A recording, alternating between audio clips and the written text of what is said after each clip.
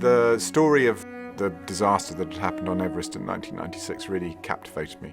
There's something so gripping about it and so fascinating. It's one of the great mysteries and moments on Everest. Anybody who climbs anywhere in the world knows that and has theories and opinions on what happened. And there is a sense of responsibility in terms of doing justice to it.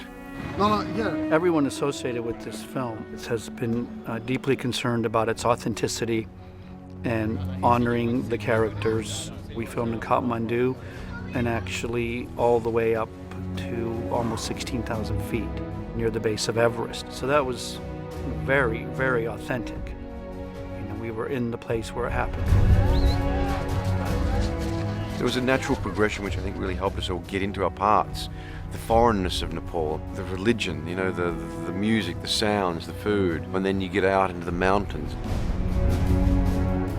Looking at one of the most spectacular views I've ever seen. I just saw a village up there, a frozen waterfall right there, one of the most incredible valleys I've ever seen right there. I just went through the town of probably the kindest people I've ever experienced. Pretty cool, man. Nepal is a world unto its own. It's a beautiful place, but the infrastructure is not set up for typical movie making. Most of what you see as you're hiking up has been carried up by hand and by yaks. To think about an entire crew getting up there every morning and the logistics that it takes to do that is extraordinary. There are times where you have helicopters flying over from one unit to the next unit, transferring an actor to a stunt scene or then bringing them back for something else, or bringing food to the second unit. It was a sight to behold.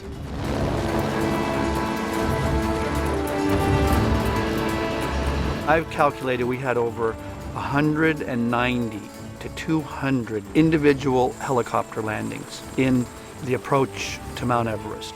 It totally eclipsed any other logistical effort I had made in the Himalayas. I don't think anybody really knew the magnitude of what we had to put in place. When we got to Kathmandu, we couldn't get to the mountains, so we were sitting in the airport, and after like 2 days, we were a day and a half behind. So we had to sort of batten down everything and just get up to the mountains and shoot our way out. Seeing the crew up there on the mountain every day was the part that really kind of blew me away. I think we were like 15,000 feet, and that's pretty high, man. It was hard to breathe. You would walk and you'd take 15, 20 steps, you're like... It's so hard to walk there. People don't realize, even in the hills up towards Everest, you get this mountain sickness, and it's just like every step is like 3 times harder than at home. It was dangerous, or going up to the memorial and going too high too fast and having altitude sickness. So you have a camera guy sitting there and, you know, he's starting to feel like he has the most severe flu he's ever had, and you're trying to do another scene, but you don't even know your name because you're so altitude sick. The crazy thing is, you know, you're feeling those headaches and you're feeling all that pain at night and in the morning, and yet you can't wait to jump back in the helicopter and go up and see the most amazing things you've ever seen, and then realize that you're still only halfway to the top of Everest, and you feel like that. If you look right through that gap, there's the summit of Everest. It is 100% real. It gives the film an absolute grounding, and because we shot it at the beginning, the actors got that too. So they had a recent, immediate experience of trekking up towards base camp that they could then use for the rest of the film. We're at 2,000 feet, 600 vertical meters to Camp 4. That's roped all the way. So I know you guys can do it, okay? I want you to enjoy yourselves. This is going to be a nice walk up the hill. After leaving Nepal, we moved straight to northern Italy, in Valsanales, right on the border between northern Italy and Austria. There's only very few places you could go to that were going to match the rock and the landscape under the bright blue skies, because that intensity of light at Everest is what we were hoping for. Valsanales was a really amazing place. It's very cold, it's windy. A lot of times you don't have to act, you're just trying to stay on the mountain during scenes. Yeah, these are pretty windy, blustery conditions. It's blowing about, up to 40, 50 kilometers an hour on site here at times. Pretty miserable. A lot of fresh snow blowing around. The temperature is 7.7 degrees centigrade. We have wind that's gusting from 10 to 15 to 20 kilometers per hour. It's really hard on exposed hands and exposed flesh, especially for the camera team and the grips that have to grip bare metal. It's just kind of like Arctic filming conditions. It took them 3 days to get the wind machine up. And when it came to it, we didn't need the wind machine. It was brutal. It was serious with avalanche warnings and, having to move and our sets getting buried and Sherpas having to dig them out, and yet, we persevered and we got some hardcore stuff. Pull out, Rob, back, over takes him. Boom, the wind. We had this phrase that I said, please no acting, We are going for the visceral, but the reality of it, not putting on a character, being somebody on a mountain. We do takes on this movie, 15-minute long takes. Balthazar likes to roll and likes us to experience the elements and has pushed us in that way. I love that. Getting as close as you can come to the real thing is always fascinating. There's no substitute for how an environment really impacts upon you, and whether that's freezing wind or driving sleet and snow and your inability to see properly and breathe properly. I'd rather suffer through that knowing that it's going to look authentic and amazing than be uncomfortable. Deep breath. People get bored of nice times, That's like sitting in the sun for 2 months. You just get bored, First day of shooting, minus 30 Celsius. I mean, you could hardly think it was so cold, You get through it in a weird way, and it looks great on film, the breath coming out of them and the coldness in their faces. You have to come together when you're uncomfortable. You have to, And there was enough chaos on the set and chaos in the mountains that we all came together. We were on an expedition. We were a team, from day one. We bonded very quickly. I mean, I can honestly say that I made friends on this, and I know for a fact that they will be friends for the rest of my life. And I think a lot of that has to do with the fact that we really went through something together, You see the personalities of the characters come out, but you also see the actor behind it going through a massive amount of emotions. And in my own way, I got to watch these actors go through a trajectory of severe emotions. Hey, listen, mate, I've checked twice.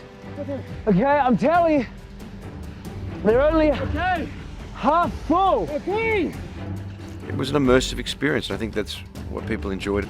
We're able to get through the tough hours and the length of the shoot and the difficulties. These types of films and these types of shoots don't come around very often. So, we all went off on a very big adventure together.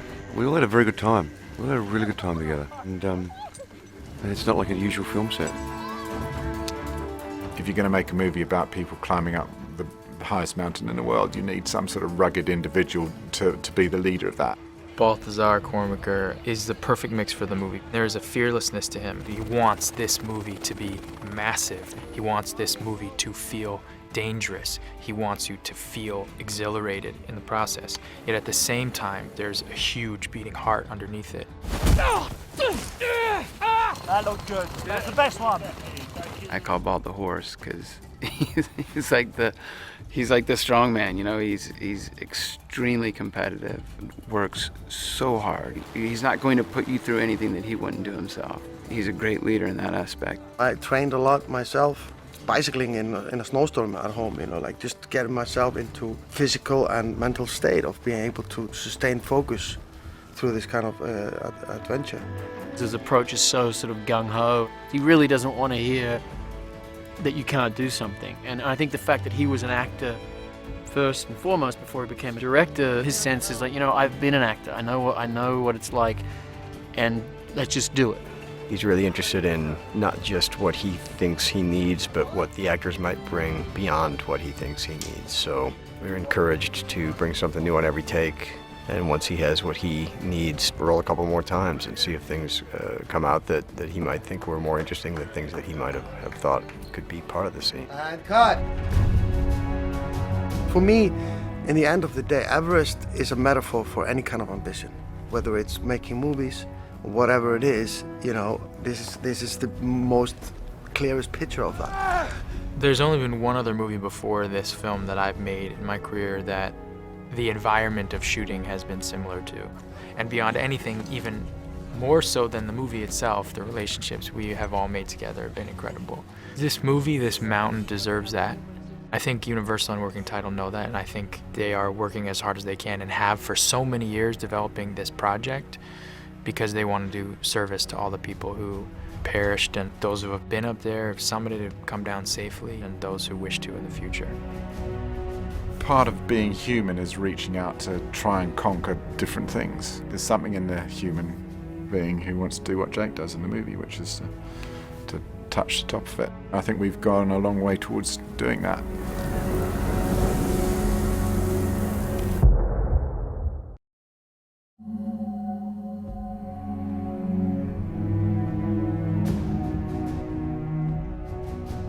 I'm on the top of Everest, Helen. We made it. Oh, we copy you loud and clear, Rob. It's wonderful to hear your voice up there. I know that Bolt wanted to make it as real as possible, so suddenly we're in Nepal. It was cold. It was minus 20. Every single person who came out onto the mountain spent days before learning how to put ropes on and off and how to cramp on, and you know, there's a lot of technical work involved. You know, everyone rocks up with their gear and they don't really know how to use it to begin with. Everyone had to learn and to deal with their gear, because your gear is what saves you up there, what looks after you, you know. You know, John Hawkes was amazing. You know, he even knew what a crampon was. You know, but it's those types of things that get you focused and you find your character, and everybody was committed. You can't be too far ahead of you, mate. Yeah, I'll make it down in half the time. We did an altitude simulation when we were training for the movie all together as a cast, and we went up to what was, you know, the equivalent of 30,000 feet. We were there in this chamber for 10 minutes. Josh Brolin and I decided to stay longer. We thought we could handle it, you know. And then all of a sudden we got out. I immediately just went from laughing and laughing to being really sad, sort of within 10 minutes of being out. And it was this incredible experiment and realization, the power of being so high up, what it does to your mind. I'm pretty sure you haven't had a look. No, I just have. They're not Hey, full. listen, I saw. Look, mate, I checked twice, all right? I'm an outdoorsy guy, and I never really climbed. You know, something that never really even piqued my interest. But then going up to just shy of base camp there in Nepal, and you're like, oh man, I might be able to do that. Am I able to do this? And are they treating us like actors doing a story? Or they really want us to be the thing, and they want us to go to boot camp? And are we at war? What are we doing? Once I said yes, we climbed Mount Whitney, we climbed Mount Shasta. Put myself in situations, being a guy who's afraid of heights, was afraid of heights. That scared me literally to death.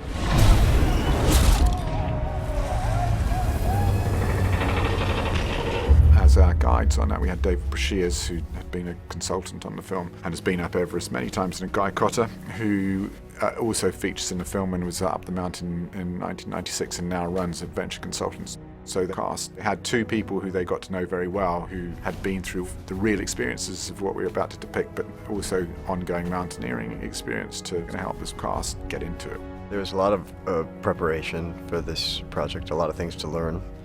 Luckily, we were blessed with David Brashears and Guy Cotter and many other excellent climbers who kind of showed us the ropes, literally. We did training for these actors to teach them how to climb and how to look good, and they did. And I think the way that they took these roles on really impressed me. Climbing! I have been so deeply affected and pleased by the level of commitment from the actors to bring authenticity and dignity and truthfulness to the characters and to the story. Everybody afforded themselves pretty well, though, considering most of us hadn't done anything like that before. Hey, we got hold on. We were very safe, and we had all the, you know, Guy Cotter was there to protect us, and you know, and actually called a day once, and then an avalanche happened later in the day in the same place where we were filming. Hold on, guys. We're gonna have to stop. I'm sorry. The avalanche is coming down here. Big storm came in, and if we'd still been up there, we would have all been stuck. So I had to make a call to leave the mountain, which was really tough because we'd only just started filming, but at the end of the day, that's not as important as keeping everybody safe.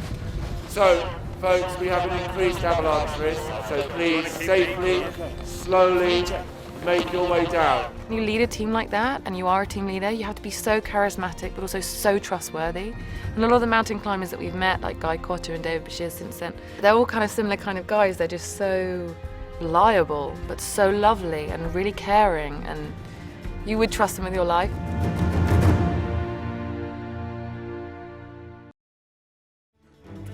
There she is. Woo! Wow. Film happens in areas where it's very inconvenient to shoot. You don't want to take actors up there, and it's not called the death zone for nothing once you get above a certain height.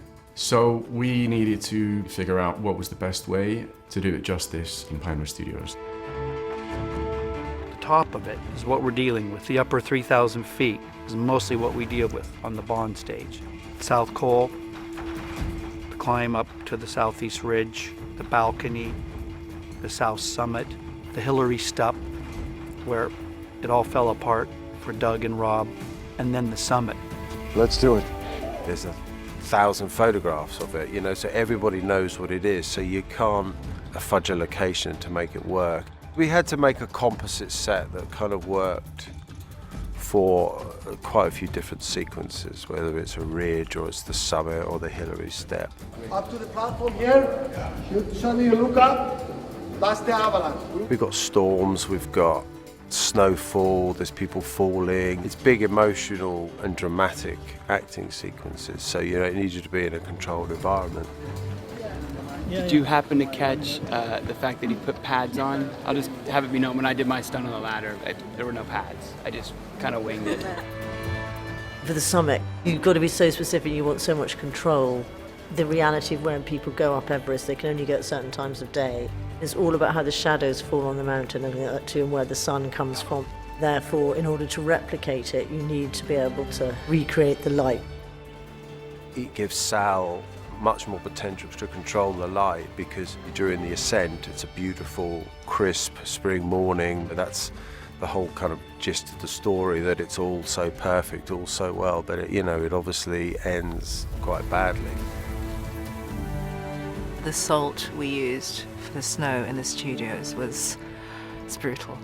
I had a lot of scenes with Josh, so we'd kind of go through the same experience, and man, I mean, he's a strong man, but he was saying how harsh it was. You're resorting to imagination more than the reality of what you're going through, and yet you've already created this core group and this core feeling that you can rely on. The mountain climbing award goes. It was really a sum of its parts. It's a set that you shoot from 5 or 6 different angles to be 5 or 6 different moments on the mountain. I like to call it the hair extension way of doing it, because doing it all in pan would be a wig, But like mixing the real stuff with things, of course, we couldn't do really because it's too high, really makes for both, not only visually, but also I think for the performances makes it much more real. Dardi, the visual effects supervisor, is going to blur the edges and just sort of gel it together. The way we had really wanted to achieve this was by building a 3D model of the entire Everest area. We would match move the cameras, and we would then take those CG cameras and we would put them in the actual location on our 3D model, rotate it to be looking in the correct direction, and then you'd have an absolutely correct geographical version of what you would see. What it also gave us was the ability to do these big, fully CG establishing shots that were inspiring. The way in which you can use visual effects is incredible, and that taking an audience to real places through visual effects rather than to fantastical places is something that interests me a lot. The thing about Bull is he knows what he wants. Ultimately, when he gets there and he's not happy, he'll stop the shoot until it's done right, and that's great because he's a man from the snow and ice, so he knows snow and ice, which obviously makes my job slightly more difficult because he has a very, very critical eye. But it's good because it's always pushing us as a department to try and get it as realistic and gritty and visceral as the story demands. It's been remarkable to see what can be done on a big stage. I found that really reassuring and really caused me to have such a high regard for the quality of this team and their craft that they could take a synthetic mountain in a big stage and make it look and feel like the top of Mount Everest.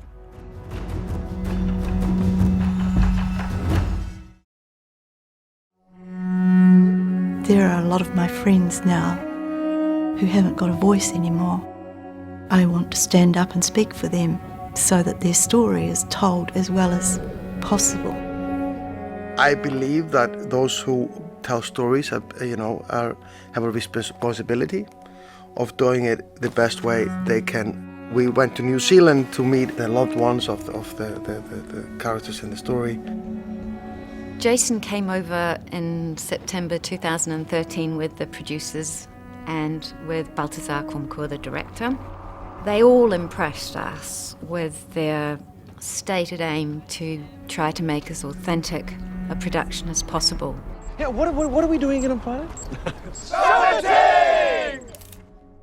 Everyone I met, the first thing they said was, tell me more about this person. How did they act on the mountain? How do they speak? How do they move? It was really quite extraordinary. I'd never heard their side or met these people and heard their experience of it and their thoughts on it all. Jason was taking his role as playing Rob really to heart. He wanted to know so much more than just about Rob as it happened in the story. I was working as a doctor in a high-altitude medicine clinic, and Rob Hall and his climbing partner Gary Ball were trekking through on their way up to try and ascend Everest. Rob invited me, not out to dinner, but to go and climb with him in Alaska. So that was our first date, so to speak. So that was rather wonderful. He was a natural leader and a gentleman, not prone to making snap decisions. He was a man that I would have followed in the mountains. Everybody in our group held him in very high esteem. He's just a great guy. He had a sense of confidence, not just in himself, but also that this whole group was going to come together and function well as a team. Our bodies will be literally dying, and I mean literally dying. So the game is, can we get you up to the top and down to the bottom before that happens? You sure can. In the 96 year, the team that we had was a really good one. Everybody got on well. They were a team. I'm on the top of Everest, Helen. We made it. We did not know that storm was coming. Go to Rob. You've got to get yourself down. A storm coming at you is different than a storm coming up underneath you. And so you're in great shape 1 second, 2 or 3 minutes later, it's trying to blow you off the hill. The weather was bad, and there was still more than 20 people out at nightfall. Get out there! I need help! I didn't really think I was going to live through it. In fact, I was absolutely certain I was dead. Everest during the day and Everest at night are two different places, and one of them you really don't want to be on. I have no idea why I opened my eyes. As I awaken, I can see my wife and children.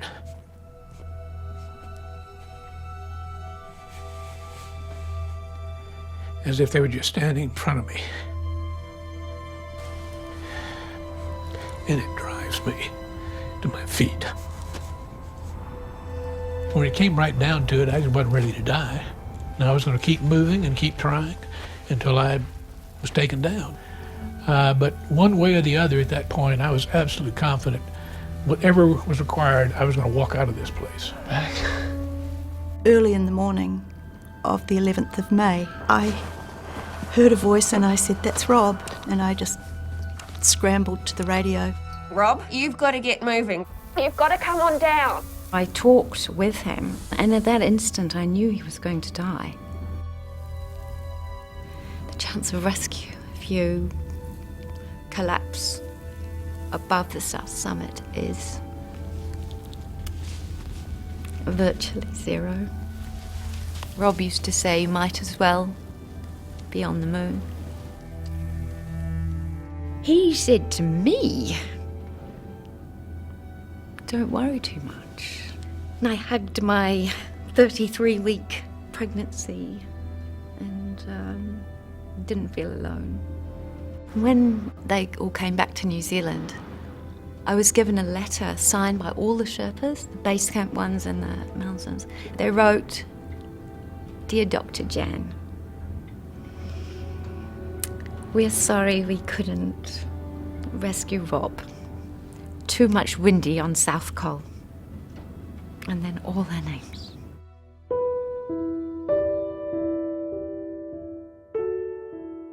I've been to Everest Base Camp when I was 10, so in 2007.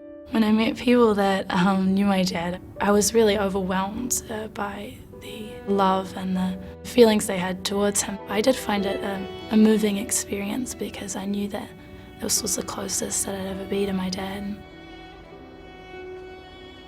Peachy. It turned out to be maybe the best thing that's happened to me in the last 20 years. It saved my marriage, it saved my relationship with my kids. I now live much more in the present. I am much more at peace. If I knew every bit of pain, every bit of loss, I'd do it again in a heartbeat. I think we do need to shine the light on people who do extraordinary things, and that is my hope, that people see those things and think we can do extraordinary things.